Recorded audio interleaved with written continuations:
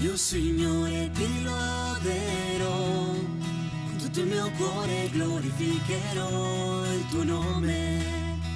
Mio Signore ti loderò, con tutto il mio cuore glorificherò il tuo nome. Mio Signore ti loderò, con tutto il mio cuore glorificherò. Bonjour à chacun de vous. Donc cette rencontre est notre première fraternité de maison pour ce carême. Si vous avez déjà vécu les fraternités dans le temps de l'Avent, vous en situez un peu l'esprit et j'espère que vous en vivrez les fruits comme ce fut le cas avec la même intensité. Par contre, si vous découvrez ce rendez-vous, je vous souhaite une heureuse expérience, vivre avec quelques personnes un approfondissement de la parole de Dieu et s'encourager à l'engagement chrétien. Ce soir, nous méditons sur la rencontre de Jésus avec un homme qui est né aveugle. Jean en fait un long récit dans son évangile, au chapitre 9 particulièrement. Il commence par une discussion complexe et importante entre lui et les apôtres. Cet homme aveugle est-il coupable pour être ainsi handicapé? Ou est-ce que ce sont ses parents qui ont péché? Alors, il faut comprendre que dans une culture religieuse de l'époque qui affirme que tout est œuvre de Dieu, alors Dieu a-t-il voulu cet homme aveugle? Et nous aussi, parfois, devant ce qu'on appelle une tuile ou bien une épreuve, ne dit-on pas « mais qu'ai-je fait pour mériter cela ?» Et inconsciemment, nous associons l'épreuve qui nous arrive à une punition ou un prix à payer consécutif à nos actes. En tout cas, reconnaissons que les apôtres eux-mêmes sont sensibles à la situation de l'homme et ils questionnent Jésus. Jésus lui dit nettement que le mal, soit ici la cécité, eh bien, n'est pas la conséquence du péché de cet homme. Jésus dit que c'est pour que les œuvres de Dieu soient manifestées. Une façon immédiate de manifester sa gloire va être d'offrir donc à cet homme sa guérison.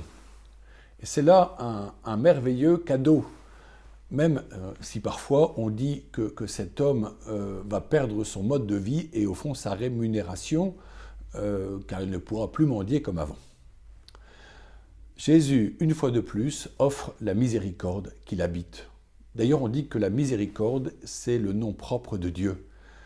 Ce que saint Jean exprime dans sa première lettre en écrivant par 2 fois « Dieu est amour ». Jésus est la lumière qui apporte la vue.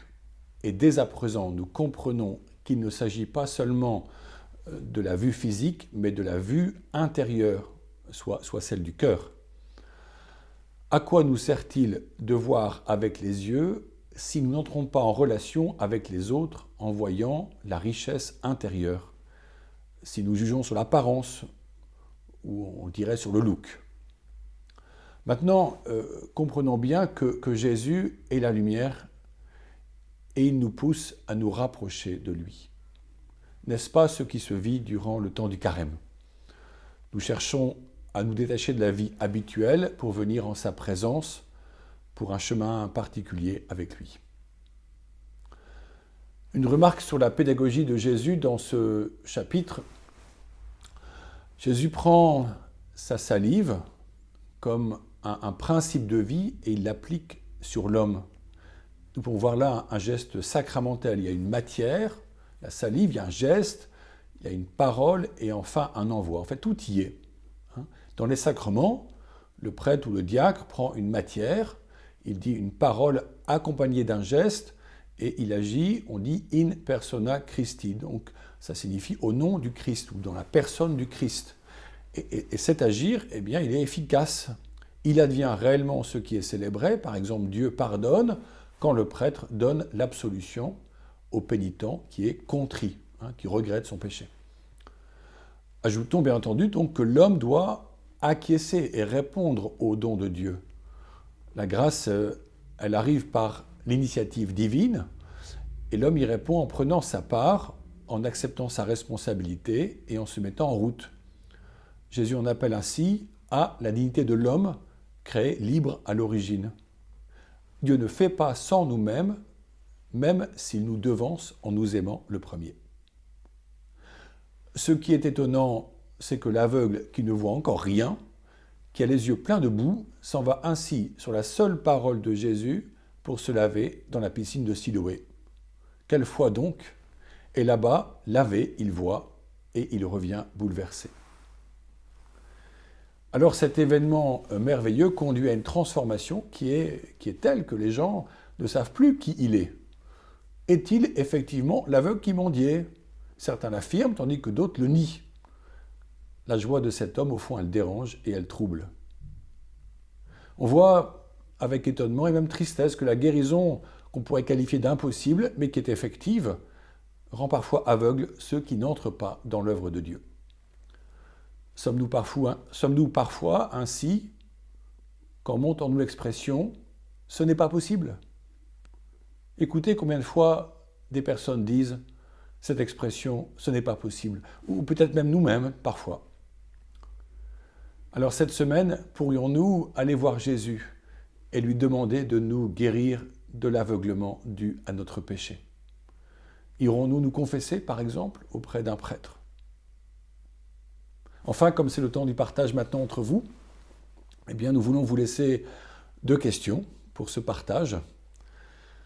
La première, c'est comment est-ce que je travaille aux œuvres de Dieu? Comment est-ce que je travaille aux œuvres de Dieu? Et quelles sont-elles, ces œuvres de Dieu? La seconde question, comment je réponds à l'appel du Seigneur pour moi quand il me dit « va te laver ». Voilà. Bonne rencontre et donc à très bientôt et semaine prochaine pour à nouveau un petit commentaire biblique. Que Dieu vous bénisse tous.